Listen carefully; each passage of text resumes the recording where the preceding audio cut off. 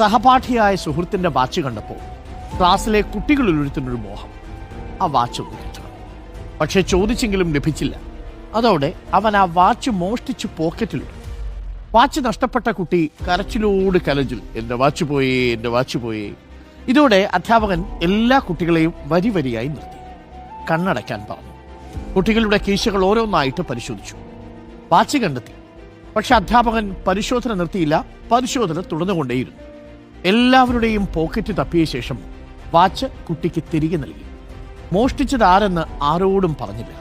മോഷ്ടിച്ചവൻ അധ്യാപകന്റെ രൂപത്തിൽ അന്ന് ശരിക്കും ദൈവത്തെ തൊട്ടുമുന്നിൽ കണ്ടു. അധ്യാപകൻ അവനെ ശാസിക്കുകയോ ശിക്ഷിക്കുകയോ ചെയ്തില്ല. എന്നാൽ ഇനി ഒരിക്കലും മോഷ്ടിക്കില്ലെന്ന് അവൻ തീരുമാനമെടുത്തു. കാലമേറെ കഴിഞ്ഞപ്പോൾ അവനും ഒരു അധ്യാപകനായി. തന്റെ ആ പഴയ അധ്യാപകനെ അവൻ പിന്നീട് ഒരിക്കൽ കണ്ടു.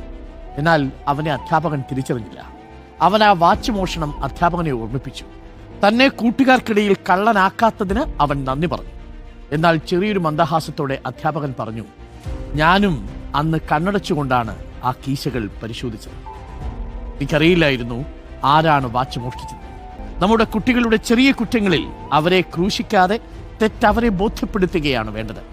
നമ്മൾ എപ്പോഴും മറ്റുള്ളവരെ അവിടെ തെറ്റുകൾ പർവ്വതീകരിച്ച് ആ കുഞ്ഞു മനസ്സിനെ വേദനിപ്പിക്കാനുള്ള ഒരു സാഡിസ്റ്റിക് പ്രഷർ കണ്ടെത്തുന്നവരാണ്.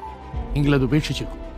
തന്റെ വിദ്യാർത്ഥികൾ അത് മോഷ്ടിക്കില്ല എന്ന് മനസ്സിൽ കരുതിക്കൊണ്ട്, അതാരാണെന്ന് എനിക്കറിയണ്ട എന്ന് കരുതിക്കൊണ്ട് കണ്ണടച്ചുകൊണ്ട് പരിശോധിച്ച അധ്യാപകനാണ് എന്റെ ഹീറോ.